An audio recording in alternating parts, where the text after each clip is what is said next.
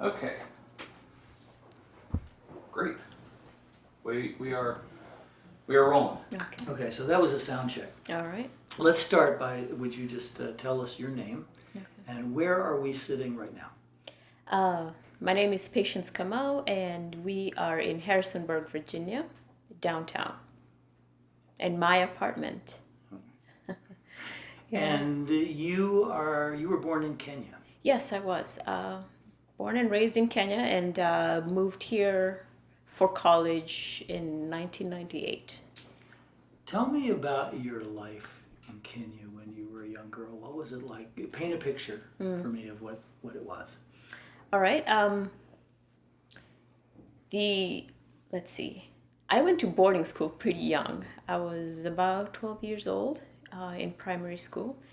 And that was a decision my mom made because she thought it was safer for me to be in boarding school than to have to commute back and forth. We lived in a rather rural place, and she didn't feel that the commute back and forth, which was on foot in the morning and in the evening, was very safe. So I ended up in boarding school when I was around 12, which meant that I was away from home from 12 till, well, I never fully returned, except during holidays, because then when I went to high school, that was also boarding school.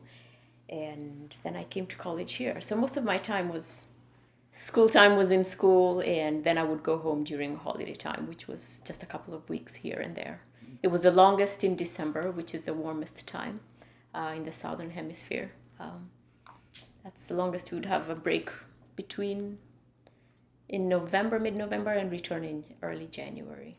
And can you describe where in Kenya your home was and what did the place look like? My home is in central Kenya. It's a highland, very green, rather cold, but comparatively it's not really cold compared to the winters here, but we felt it was cold there. Grow a lot of tea and coffee, very red soil, which I miss because it doesn't feel like it's red enough here. It stains your clothes rather easily, that much I remember. You have to be careful where you're wearing white. If it's dusty, you will come back home very dusty. Yeah, so green, a lot of green and a lot of red soil everywhere. Agricultural? Very much agricultural. Almost everyone farms for their own food. At least when I was growing up, that is slowly changing now, but almost everyone has their own garden and their own cow or goats. Did your family? Yes, yes. My family did as well. Mostly cows. We had, and then sheep, no goats.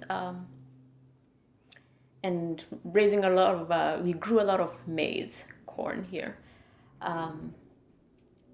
Yeah, but it was mostly not to sell for. It was not a way of life. It was not a business, but it was just really for our own consumption and maybe sharing with our relatives and friends. Anytime you go visit, you have to, I mean, it's tradition that you would bring some kind of gift, and mostly it's food. Yeah. You were talking earlier about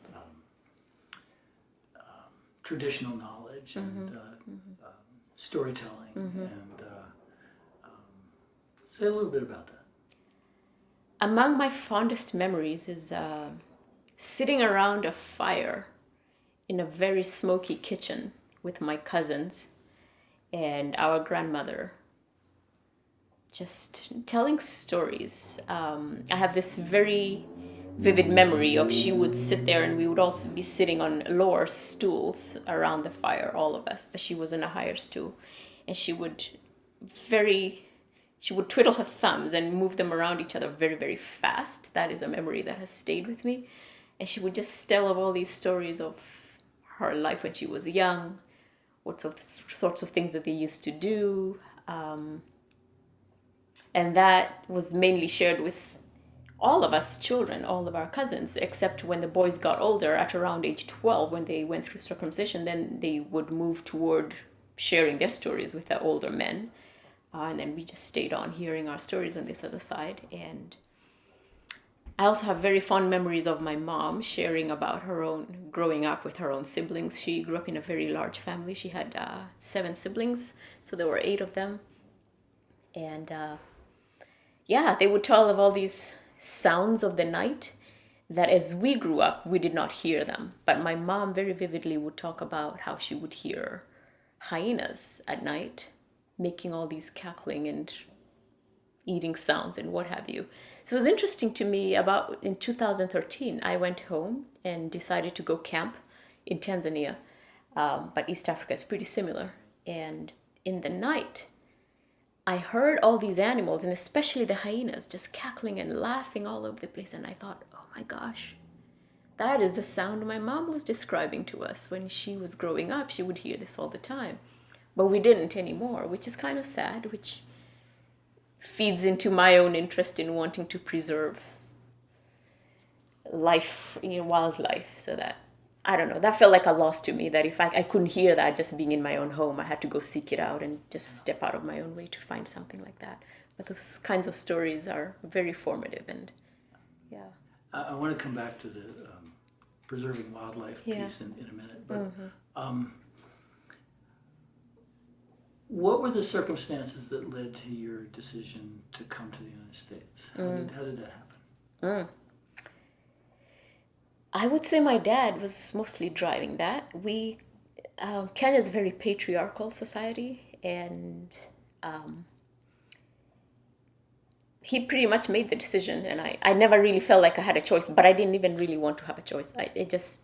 Now looking back, I think about it and I think, oh, this is different because I've spent a lot of time in the United States and that feels very different.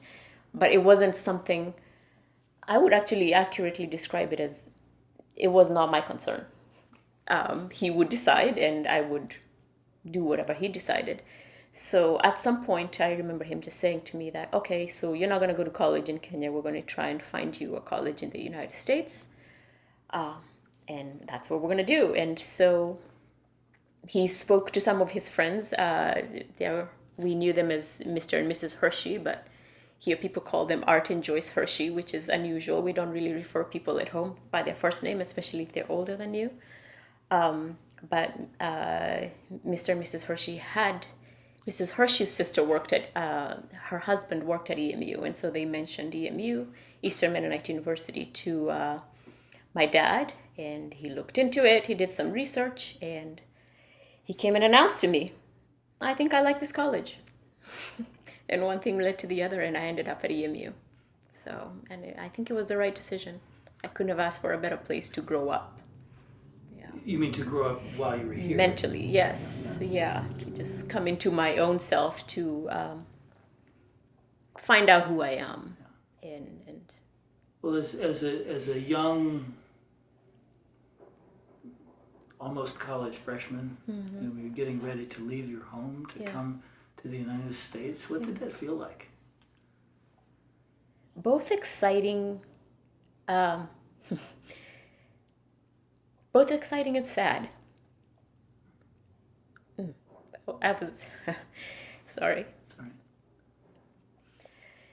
My dad died soon after that, and that's the last memory I have of him. At the airport. And yeah, I was excited, that's for sure, but I was also leaving home, and there was that, I don't know, I was leaving home. Besides family,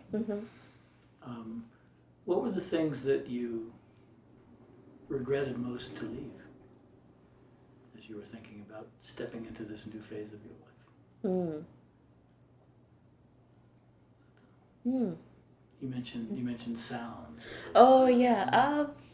When I return now, I didn't think of it at the time, but because of its absence, and when I'm here, I haven't thought about it. But anytime I have returned home, especially at night and early in the morning, there are just bird sounds that sound very familiar, and just being there, my body feels so at home in ways that I cannot describe. I will hear a sound of a bird that sounds very familiar, or I'll hear morning calls to prayer, Islamic morning calls to prayer that I hadn't really, when I'm there, when I hear them, that's when I think, oh, I haven't heard that in a very long time, and that's very calming. Dogs howling throughout the night, which is very, very common. I mean, one dog will start and the rest will just keep going for a good 10, 15 minutes and then they'll stop. It's those familiar sounds that I don't necessarily think about when I am here, but when I return, they feel very welcome by almost every cell in my body that says, oh, I'm home. That sounds familiar. I don't usually think about Kenya as an Islamic country, but a strong Muslim presence. Was your family Muslim? No, most not. My brother married into his wife. His ex-wife is Muslim, but no, very Christian family. But we interacted. I went to school with Muslims and Hindus. It's very multicultural in a lot of ways, and most of my education, especially in high school, we would open at the beginning of the day with some kind of religious practice, and we would all just break out into our own. The Christians would go into chapel, the Muslims would go into their whatever space, and they would do what they would do. The Hindus would do the same. It's a very religious country, but multi-religious. It's not one religion is favored over another. In public events, it's very fascinating to me. That was interesting to me when I got here, is that prayer is not part of things here. I grew up in Kenya. Everything that you began with prayer. And if it's a public event, like some kind of Independence Day, like yesterday, if the president is there, a good 45 minutes will be spent in prayer. I mean, Christian, Muslim, all kinds of prayer leaders. Yeah. Virginia paints itself as the birthplace of religious tolerance. But what you're saying is Kenya has religiously heterogeneous communities and they get along. That was certainly my experience growing up. It's a little bit surprising now that I've been gone. With Al-Shabaab, with what has been happening in the last, after the bombing, Al-Qaeda bombing, and in 1998, after Al-Qaeda bombed the American embassy, there seemed to be fractures that began to develop at that point, and then Al-Shabaab has become a thing. And from what I hear, maybe there's more religious strife than I remember growing up in, but I cannot fully attest to that. What I'm aware of is tribal strife. I mean, there has always been clashes and rising fracas between different tribes who feel territorial about multiple things. Well, since you mentioned tribal affiliations, before we watch you step on the plane, you grew up as a member of the Kikuyu. Can you talk a little bit about who the Kikuyu people are? The Kikuyu people are a Bantu group. Bantu is one of a huge classification of people there. I grew up being taught that there were Bantus, Kushites, and Nilotes. The Nilotes are highland and river Nilotes, who are mostly in western Kenya and northern Kenya. And there are Kushites in northern Kenya, and Bantus are mostly, at least in Kenya, in central Kenya, and a little bit of western Kenya. But yeah, Kikuyu is a Bantu tribe which occupies most east and southern Africa quite a bit. Is there a strong sense of tribal identity? Yes. Unification? That's important? It is very, very important. And it's both good and bad. How so? It is bad because most of our trouble in Kenya is almost always goes back to tribal origin. In 2007, Kenya has been a stable country since independence in 1963. By comparison to the neighbors, it's been a very politically stable country. In 2007, there was an election, the first one in my lifetime. All right, so independence in 1963, there was President Jomo Kenyatta. He was president through 1978. His vice president took over, became president. He was supposed to go through 2 terms and what have you, but he didn't. There was a coup attempt in 1982, so I hear, which changed him quite significantly into a what people have termed as a dictator. And there weren't really true elections for quite a long time. There were, but he would end up president for various reasons.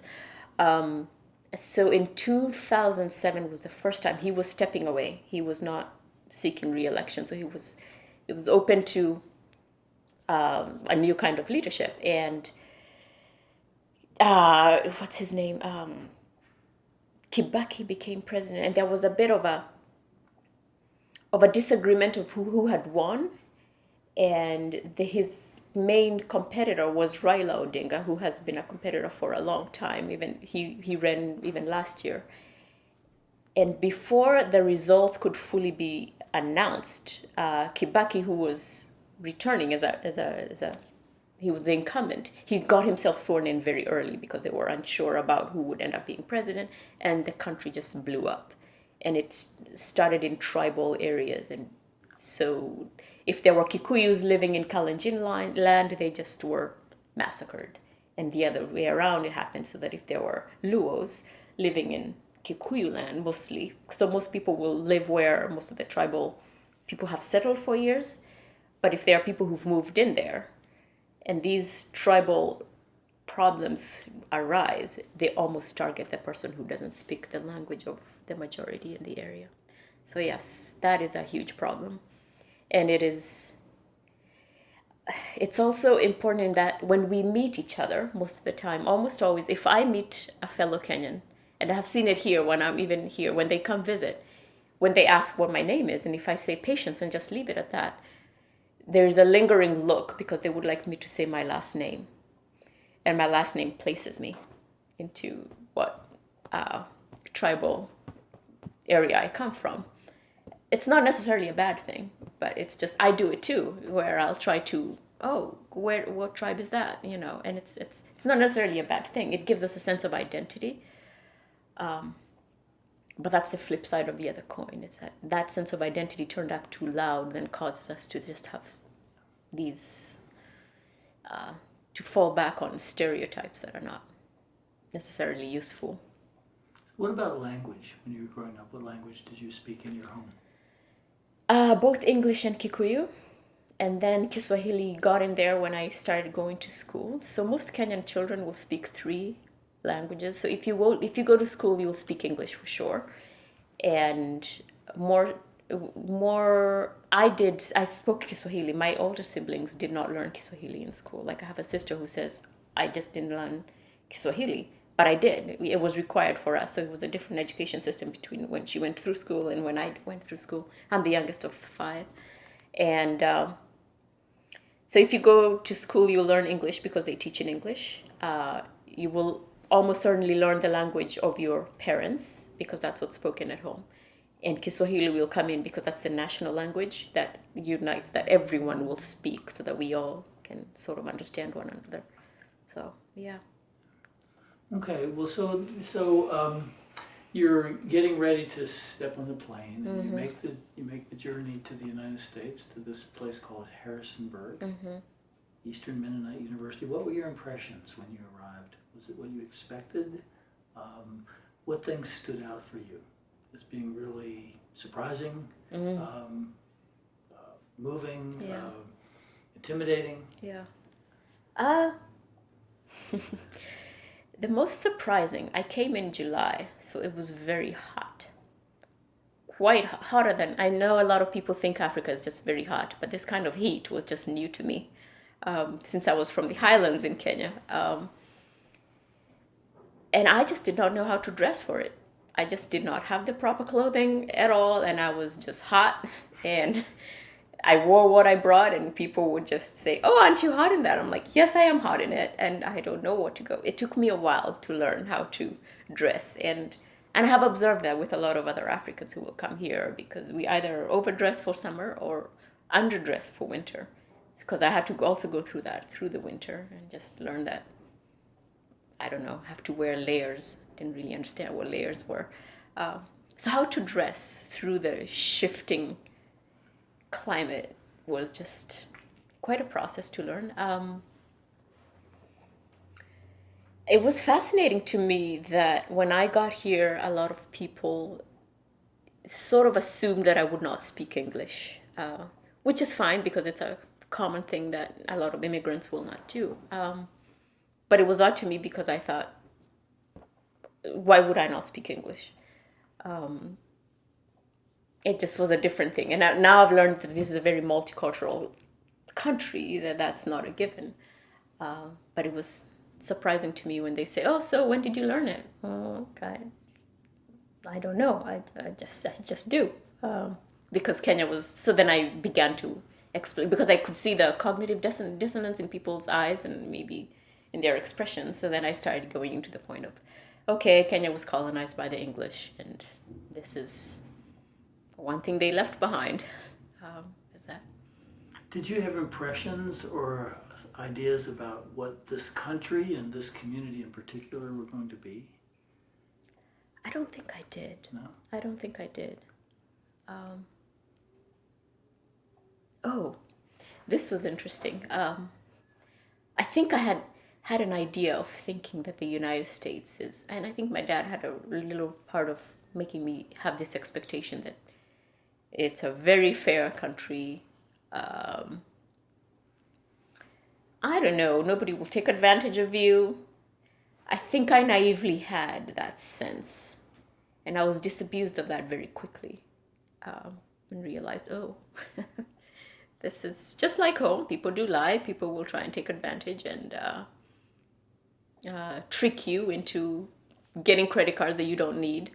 That sort of thing was a bit of a surprise to me when I first got here within my first year of I had brought in some very idealistic ideas of moving into this land of milk and honey, but it was different in that way. I mean, it's not worse, but it just was waking up into, oh, this is not too different from Kenya. And was the schooling and the education that you were receiving at Eastern Mennonite pretty much what you expected? No. It was very laid back. I have this very clear recollection of being in a biology class taught by Ken Roth.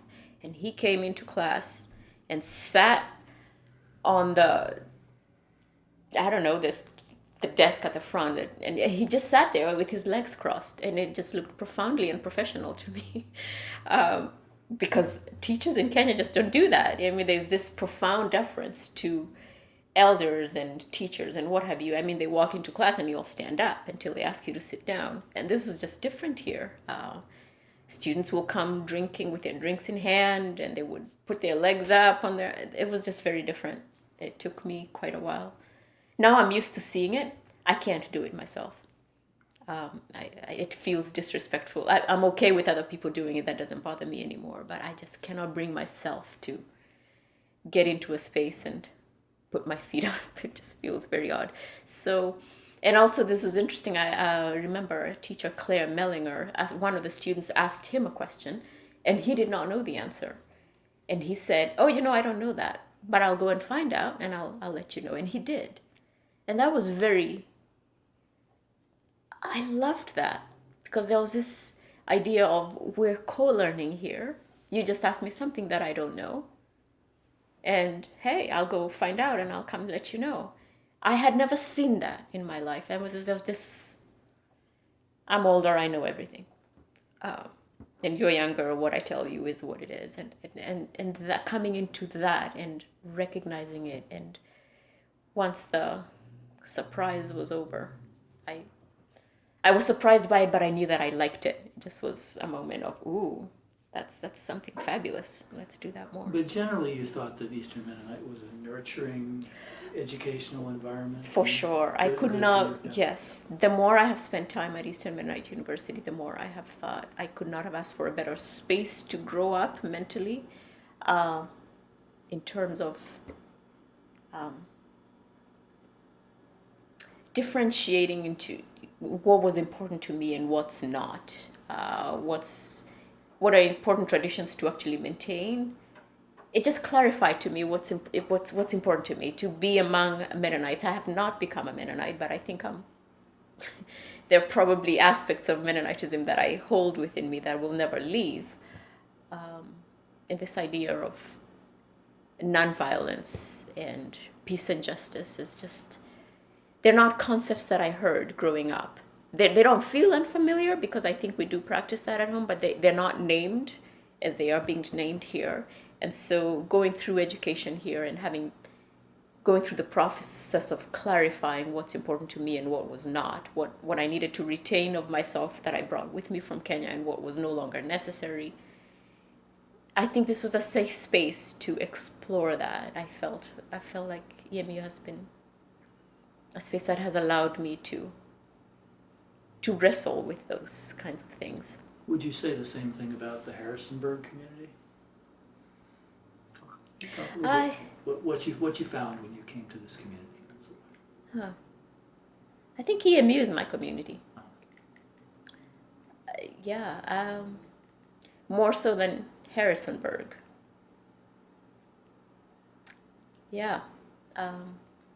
I spend a lot of time with, even when I'm away from work or even with school, a lot of my friendships and relationships still harken back to EMU. So in a lot of ways, Harrisonburg is EMU to me. And there are times when I step out of that, which is happening more and more. I have found that recently I'm working for a campaign of a friend who's running as an independent. And it's fascinating to me all these other doors are being opened as I listen to what's going on, to conversations happening. And it's interesting to me to just think, oh, I've been here for about 20 years and I haven't really heard this conversation. And this is fascinating to me. And that's because I think I spent a lot of time being in the EMU community and not necessarily, and it was not a decision I made, it just happened. And now I'm sort of venturing out of that EMU Harrisonburg community into the wider Harrisonburg community. So I'm getting to know it, and I'm liking it, yeah. Well, Harrisonburg is proud of its diversity and its openness, and I think it is a pretty diverse and open community as small cities go in Virginia. What about the values of Eastern Mennonite? What is it about that place that speaks to you in an inner way? Wow, a sense of community. Let me go back a little bit. I love the singing. When I grew up, we would sing a lot as a family together. And that was just a thing that we did. We still do it now. If we hardly ever have family reunions, but when there's a quorum of us together, we will tend to do that. Especially if mom is there, she will get the singing going. And I came to EMU and found singing here happening, which felt perfectly fine. It was just it just fit. I didn't really think too much about it till other friends came and said, and I have heard people who will say, oh my goodness, they find it a little foreign with all this singing. That has been a part of me, a part of EMU that I fit right into, and I would profoundly miss if I left EMU. It's just a singing that just gets to the soul. It's beautiful 4-part harmony, and so beyond that, almost every event is opened with music. It's sort of like a centering event, which I really appreciate. And beyond that, that or in and of itself, that it's given that central part of centering people is a sense of building community. And I feel EMU is very intentional about cultivating a sense of community among ourselves. It's not that there's no conflict, there's a lot of conflict that goes on, but it's always that sense of, okay, we're building this community together, it always feels welcoming. And I'm not a Mennonite, so I cannot play the Mennonite game, which they will meet each other and say, oh, are you related to so-and-so, and what have you, and this and that, and the other. So I have heard people who find that alienating.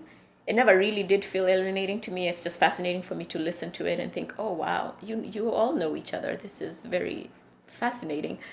Um, it doesn't bother me, but it's fascinating to me to just see how much people know each other. But I haven't felt excluded in ways that I have heard other people express, and I can't explain that. I really don't know why that's about. There's a phrase OTM, commonly used at EMU, which means other than Mennonite, to express that there's a different cultural feel to people who are not Mennonite. And it does exist, but it hasn't been a point of contention for me, and I don't really know how to explain that. Well, let me ask you something a little different. Yeah. When you came here as an African person, Mm-hmm. Even in a protected environment like Eastern Mennonite, Mm-hmm. you still enter into this space Mm-hmm. that is racially charged. Mm-hmm. The difficult history of racial division Mm-hmm. in our past. Mm-hmm. Did that affect you in any way?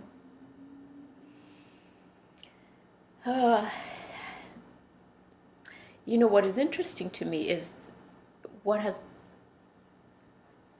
become clear to me is that I grew up in Kenya, so among everyone I looked at looked like me. And so the difference among us was other things that are very central to my identity. So I am, yes, in America, and that's what a lot of Americans will see me as black. But on a totem pole, being black is probably number 10. There are other identity markers to me that are much more important, that are not necessarily seen here. And that's probably when I go home, that's why I feel, oh, I am at home, because you see this in me that an American would not see. And so I don't necessarily respond. I almost forget that I am black till I recognize that, oh, someone is reacting to me because of this. And it's not, does that make sense? It's not an identity marker that is that high on my. But it is for some other people who are For reacting sure. to you. Yes, and that still catches me by surprise. That is still almost a moment of, oh, right, okay, this is how you're seeing me. This is what you're engaging with first. And here's an example. A couple of years ago, I accompanied a couple of my friends who were both white to VMI, and it was 4th of July, and they were flying all these balloons and what have you. I don't know, they were going to VMI. I didn't really think too much about it, and about an hour into it, I realized, oh Lord, okay, I am probably the only black person here. But what made me think about that is that I didn't walk in and immediately recognize that I looked different. But what made me realize that is that as we were mingling, I saw this table with all these flags. They were all different variations of Confederate banners. And I was just curious to find out what they were all about.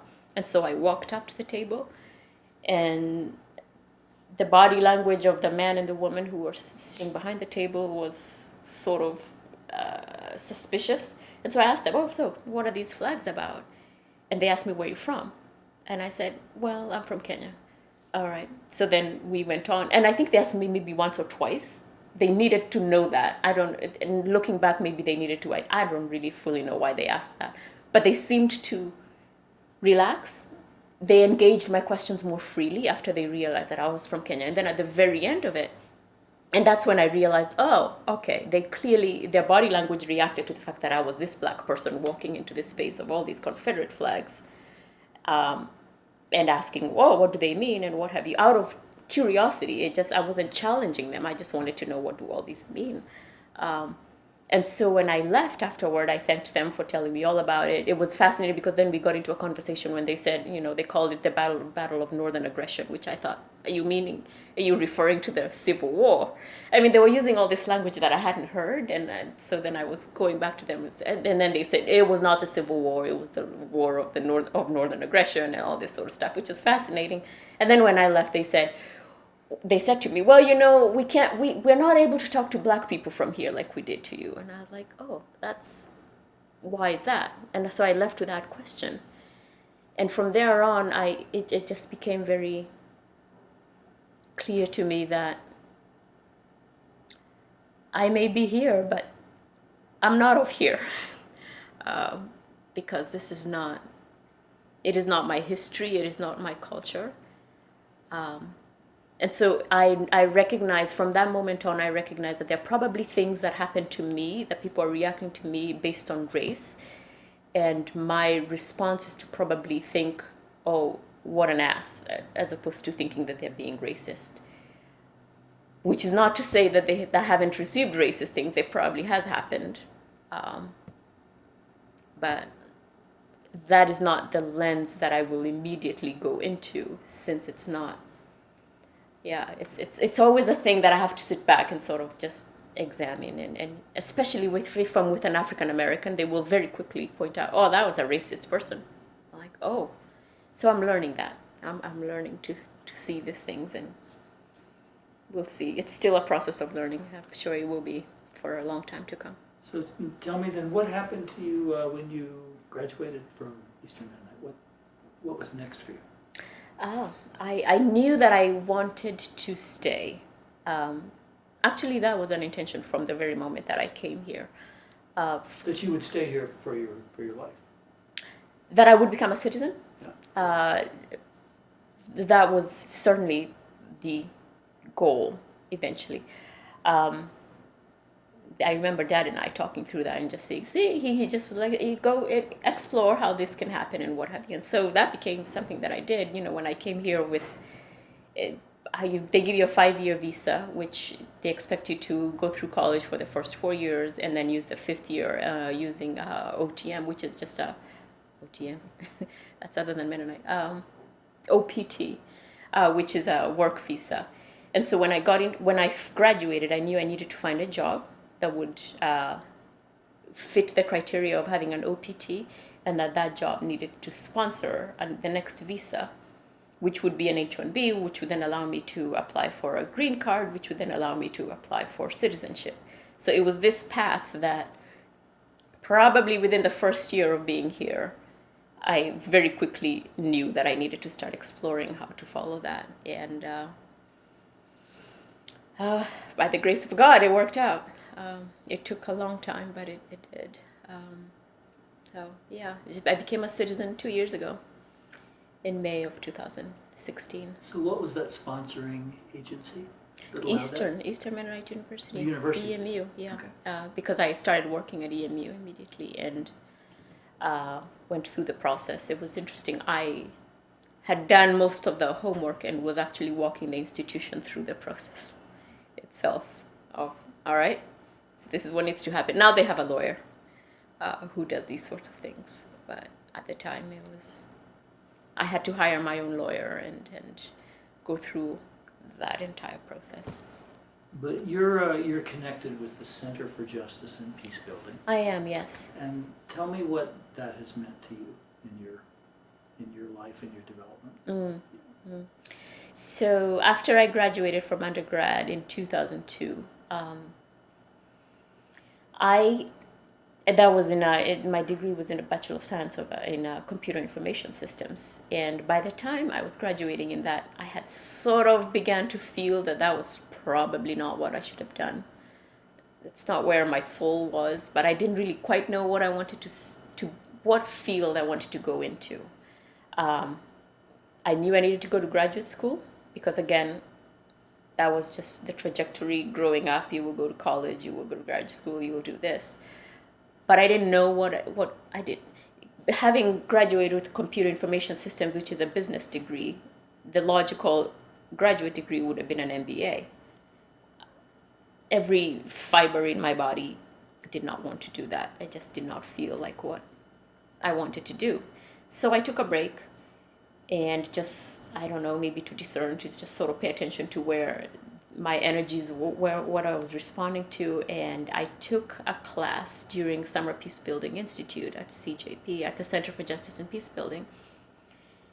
And I fell in love. I immediately felt, okay, this is what I want to be doing. It was a class in trauma, and it was exploring concepts that I hadn't really encountered in the way in which they were being spoken about, and how we could understand things like trauma and how it affects how we interact with one another. And it just was very fascinating to me. It was just a moment it was a door that was opened that just, it was a little bit cracked and then it just swung open. And so then I enrolled and went through classes on a part-time basis because I was working full-time.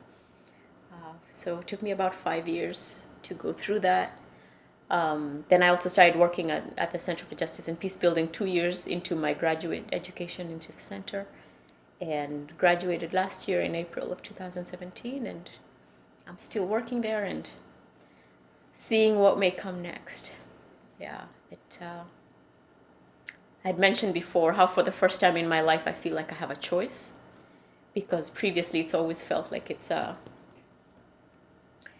the next step was predetermined by what needed to happen. So you have this, you have this visa, so then you need to do this, and then you need to do that, and one step begot the other.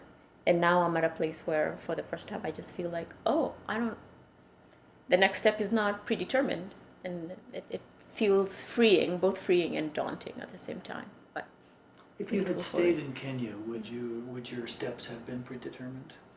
I don't think so. No? Not as much. I wonder quite often what my life would be like if I was in Kenya.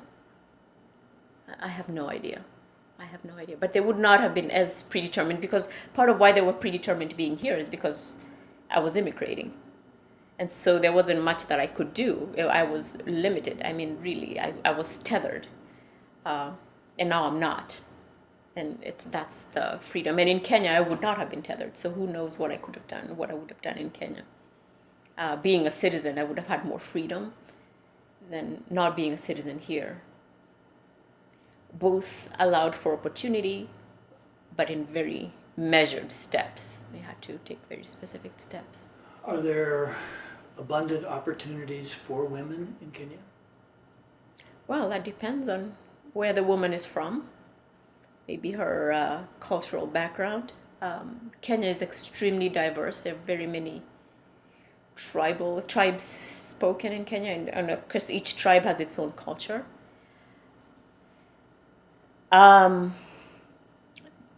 Being from Kikuyu, I never felt that there was a limit, and this also had to do specifically with my family.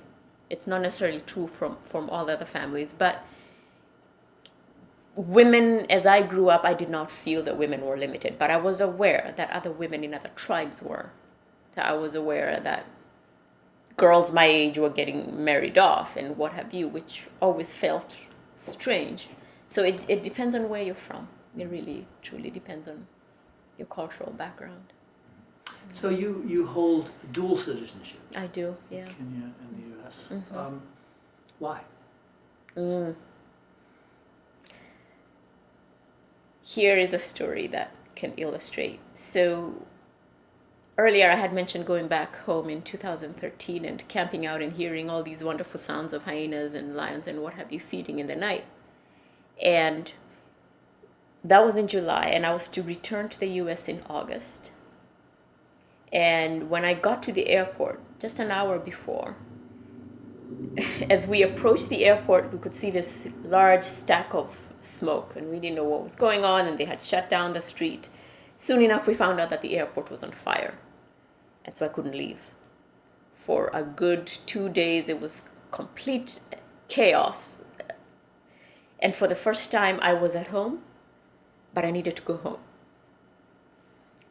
And it was just a moment of just realizing, both of these places are home. I mean, because I could not leave when I needed to leave to come back to the United States, I was very distressed. I needed to come back to my work. There were all these things that I needed to do. But when I'm here and I'm doing all the things that I do, I always have this need, I need to go home now. So both are home in my heart. And I cannot let go of that. I've lived half my life in both places now. And they're home for different reasons, for very, very different reasons. I like being here in the United States in that beyond the opportunities, I also feel a sense of profound safety.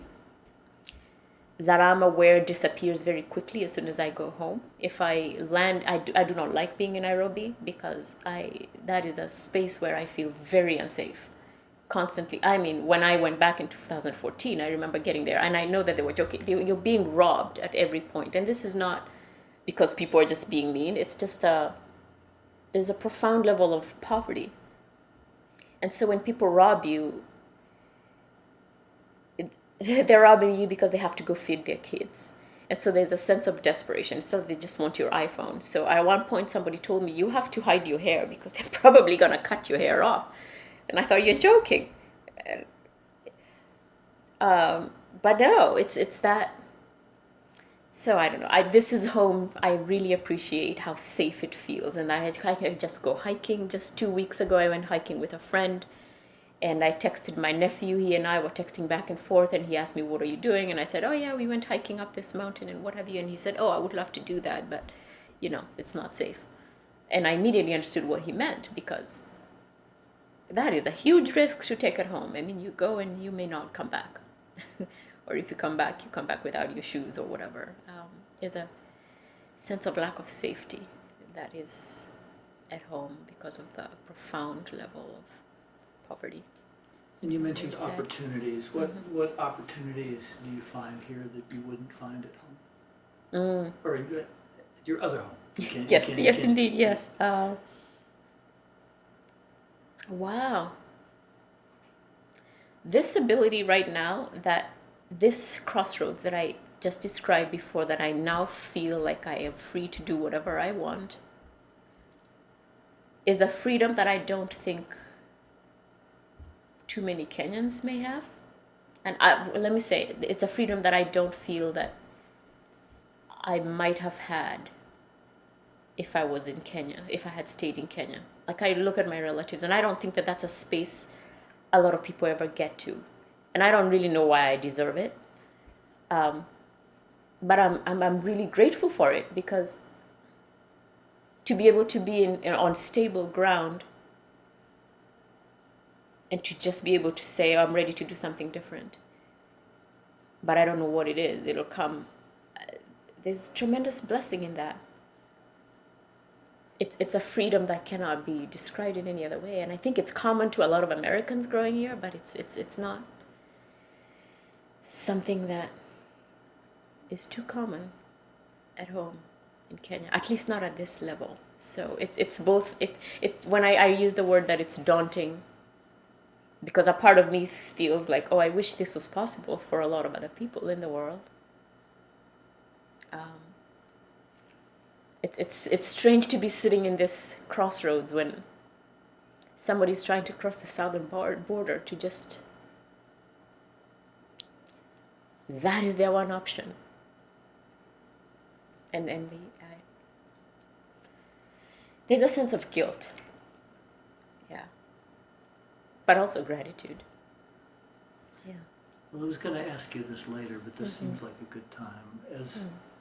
As someone who has lived the experience of an immigrant in this country, I'm not necessarily asking you about policy, but this is a nation of immigrants. Many of us come from somewhere else. Does that have special meaning to you, to be among immigrants? And you can answer that any way you want. Is there a large Kenyan community here? Is there a large, African community here that you feel part of? Do you feel connected to other immigrants? Is this even a factor? Not necessarily in a community that I always spend time with, but I always can recognize an African. And I will see them on the street, and I think we recognize each other. We will nod or say hello, and somebody was asking me, how can you tell the difference between African and African American? And I can't fully say how it is, but I just know. I don't know. There's a way that people dress, and so yes, in that way, I feel very much of an immigrant, where I will see this woman across the street with her lesso. We call them lessos, with her shuka just tied across her waist the way we do in Kenya, and I'll I feel the desire to say hello. I will stop my car and just go say hello and what have you. I mean, so in that way, I recognize other Africans, and I will do that. Um, Not necessarily the other kinds of immigrants, but that's because they're not. It's not obvious to me, but in the same way that it is obvious with a fellow African. But yeah. Well, what we call diversity is a challenge for some people. Yeah. It's a blessing for others. Is it important to you to live in a diverse community like Yes, this? yes, very much so. Why?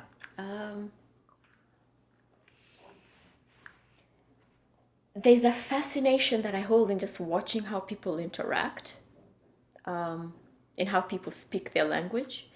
I have spent so much of my life, I mean, and every Kenyan will do the same, and I imagine a lot of Africans in general. You spend so much of your life surrounded by people speaking other languages that half the time you don't understand what's going on, and you just have to, I don't know, relax into it or trust that they will speak to you in the language that you understand when it's time to bring you in or what have you. That it feels very, very at home. So this one campaign that I'm working with now, they're mostly Spanish speaking. And for a good long time, they'll just speak Spanish and I'll just sit there watching and just sort of see what's going on. And then eventually then they turn into speaking English because I need to get involved at some point. But I am fascinated when people find it threatening to that someone around them is speaking a language that they don't understand. And I think that is something that in my own process of trying to understand why anyone would find that threatening makes me wonder whether, because everyone, I mean, like you said, the United States is a country of immigrants, so everyone came from somewhere else and probably spoke a different language that over time was just lost in being, it's the maybe the strength of assimilating, but in that assimilation then people lose that background of who they are. And I cannot imagine losing that. I am assimilated, but I would never. I will speak my language too. Yeah, it just there's something very important to me, and so when I see other people doing it, I just love it. It just feels like all right. There's more diversity, and there are things that can be expressed in language in one language that cannot be expressed in another. And so I think when we lose any certain language, we're losing a kind of worldview. But do you have opportunities to speak your other two languages? Yes, yeah. Quite a bit. Every time I speak with my family, we speak in Kikuyu or Kiswahili, and we'll go back and forth. And the same anytime if I encounter another Kenyan, almost certainly we'll just go straight into Kiswahili. If the Kenyan happens to be Kikuyu, then we'll go in Kikuyu.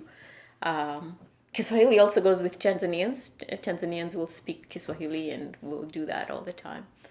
So yes, quite a bit.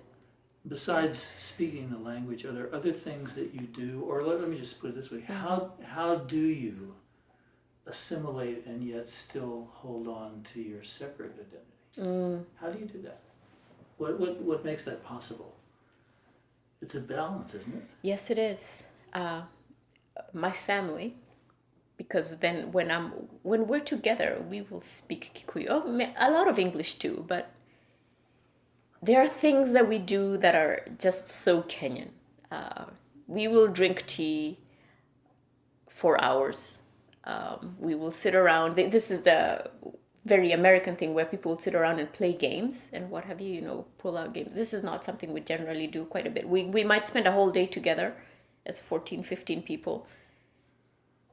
Just in and out of conversation, someone will come in and they'll go out and what have you. Here's a good example. Last Thanksgiving, my sisters live in Pennsylvania, so I go to Pennsylvania all the time for Thanksgiving. And when I left, I knew that we probably, I don't know, they had told me there might be about 10 people. And at the end of the day, there were probably 40 who had just come in. And it's that sort of unique way that I think from what I have watched in being in America, there's a culture of calling and saying, can I come over at this time and what have you.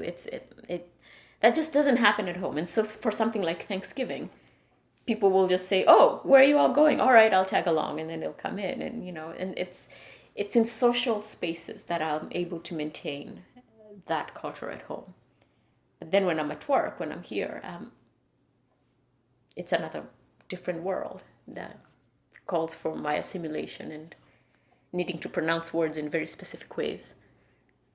Earlier you had asked what was surprising. That was also a surprising thing when I first got here, and it's just the rolling of the R's is very important here. We don't really do that much at home. I remember one friend, Eric, and I think there's a soda, they used to be called Surge or something like that, and I would pronounce it as we would in Kenya, Sudge. There's no R, you just say Sudge, and he took 5 minutes to Surge, to just put the R in there, and so over time, that's part of the assimilation, because if I don't pronounce things as someone expects to hear them, then they'll ask you 2 or 3 times. By the 4th time, you realize, okay, you need me to say water instead of water.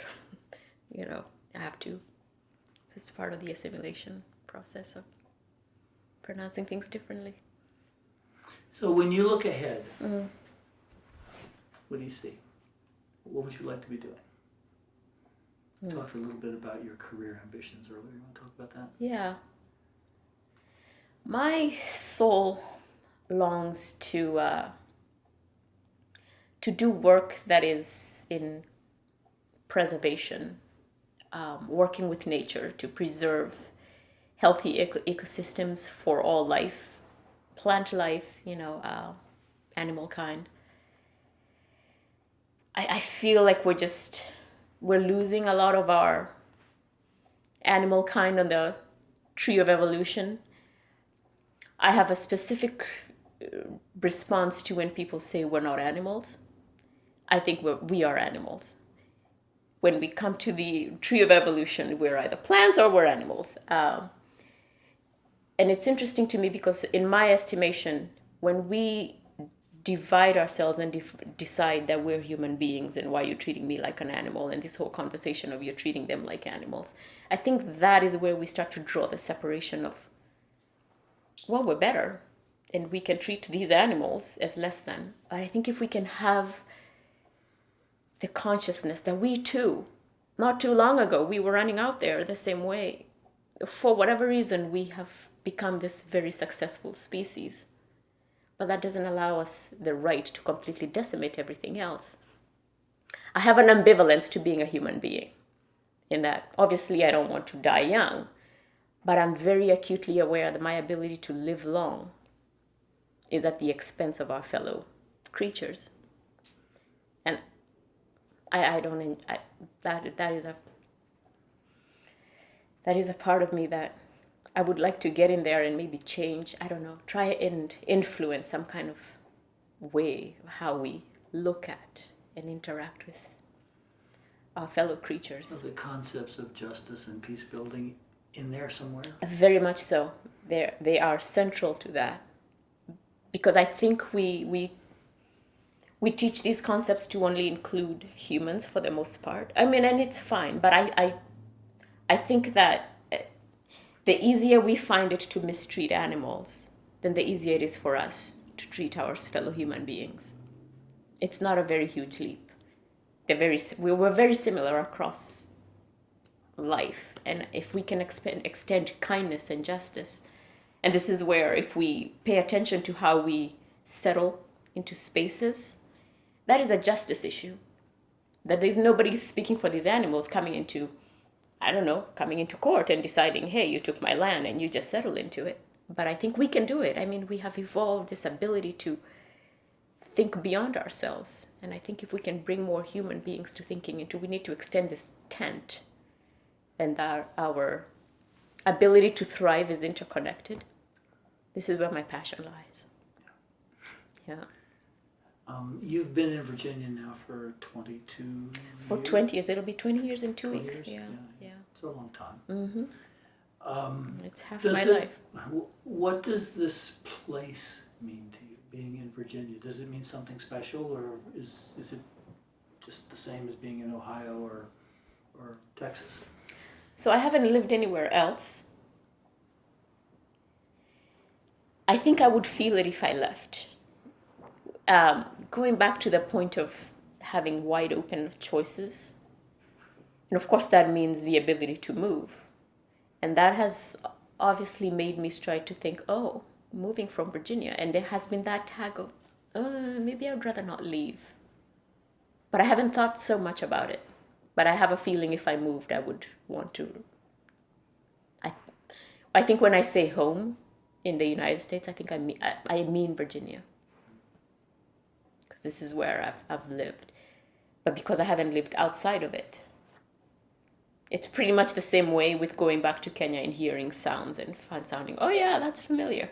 You don't know till you're actually out of it. So I think it is important. I cannot articulate in what ways yet. But yeah, it is, when I say home, I mean Virginia. Yeah. Well, your immigration story isn't over. Mm-hmm. But looking back on that journey from where we are now, Yeah. what things stand out to you as being especially vivid or important or shaping your life? Through the process of immigrating here? Yes. Oh. I mean, immigration is a major step. It's a huge change. Yeah. But, Yeah. but what is it meant to you? What stands out? The process itself of immigrating, that is a very challenging process that takes dedication and a lot of patience and a lot of resources. And having gone through it myself, it shaped a lot of what I choose to give attention to, because so when, for example, when people say that people who are immigrating should do it the right way, by all accounts, objectively, they would say that I did it the right way. And this was a point of when I was going through the process of being naturalized. They would say this. They said this quite a bit at the court. We're here, we're a nation of immigrants, and what have you, and good for you, you all did it the right way. And I found that very odd. Because I almost asked them, do you know how much it takes to do this the right way? I'm sure everybody wants to do it the right way. But for whatever reason, they could not. I was able to do it somehow. It's a very complicated process. It's expensive. It's time consuming. You need people that you know and what have you. And it's that the concept of saying people need to do it the right way is lacking in compassion in a very, very serious way. And so for me, it has informed me in seeing how I see immigration across the world, everywhere. My brother not too long ago sent me a picture of, apparently in Kenya, they were going through this whole thing of asking people who were not citizens to show proof of their citizenship.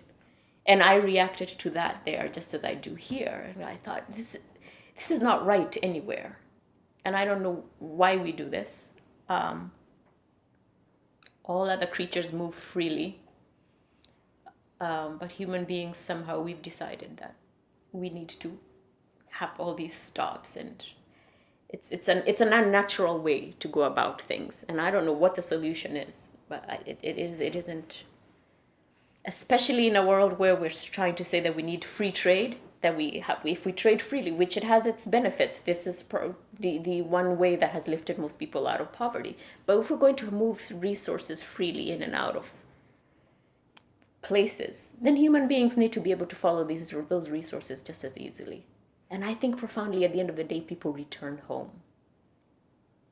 I think that there can be that trust that yes, people may go freely, it may be chaotic, but at the end of the day, people always want to go home, wherever home is. And so going through that process has made me wrestle with these things that are not so easy, but it seems like an easy thing to say, that people should just go about it the right way. That is a lot easier said than done. So you said most of us want to, in the end, want to go home. Mm-hmm. You've already spoken about your two homes. Mm-hmm. So what does that mean when you think about going home? Where are you going?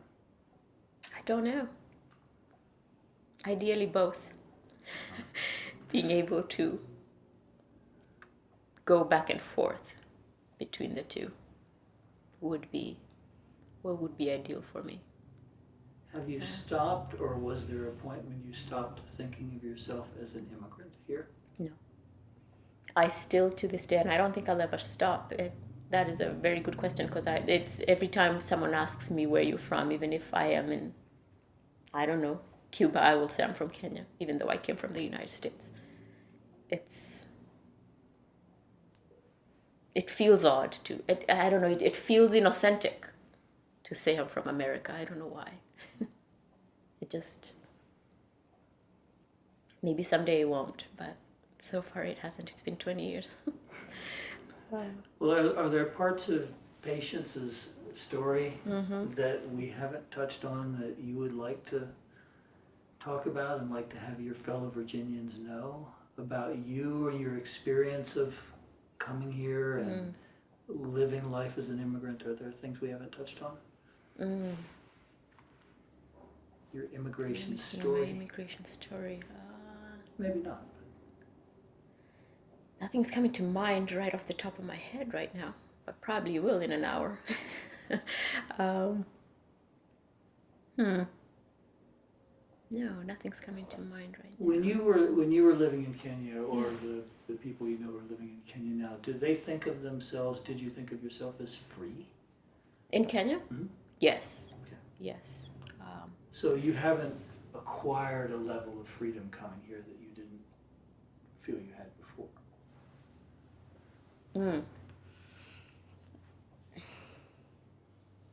Are there things that are possible for you in the United States that were not possible? That were not possible there. That is hard to answer because I feel like I'm a different person. It would be interesting to go back now and maybe take the data now.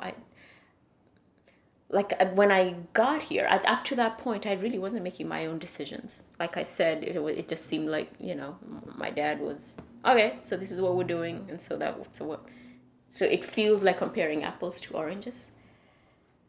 But maybe if I returned now. But even from the stories that I hear, there was a friend who came back recently who had lived in the US for a while, and then he had to go back because his immigration status did not work out like he had hoped. And his reassimilation back was very difficult. So I don't think it's as free because he was here, he was not even a citizen, and he had been able to start a business that was doing pretty well.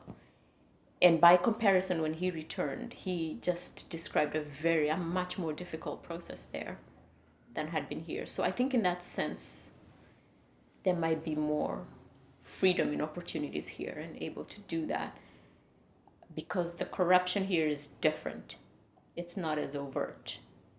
The corruption there is extremely overt. I mean, I can go to city council and expect to find someone there when they're supposed to be there, the hours that they say they're going to be. It's not necessarily true in Kenya. You might just go there and someone has decided not to go to work that day. So it's that sort of stuff. Or they might be there and ask you to pay for their lunch, whatever that means, or their tea. It's never direct. So it's that sort of thing that I think you can drive here freely without the fear of police stopping you because they need a bribe. And that's again because they're very poorly paid.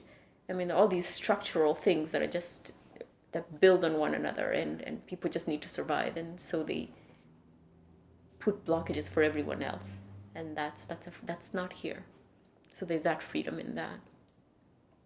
Yeah, but also this country is 242 years old, and Kenya's only 58 years old. Yeah. So. Pat, have I forgotten anything? Every time I came across a question that I was about to ask, either you answered it or you asked it. You guys are on point today.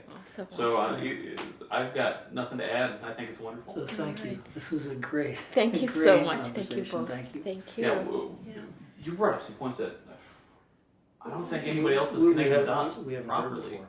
Yeah, this was fascinating. Oh, wow. Thank you. Thank you for listening to it. Oh, of course. Yeah. Of course.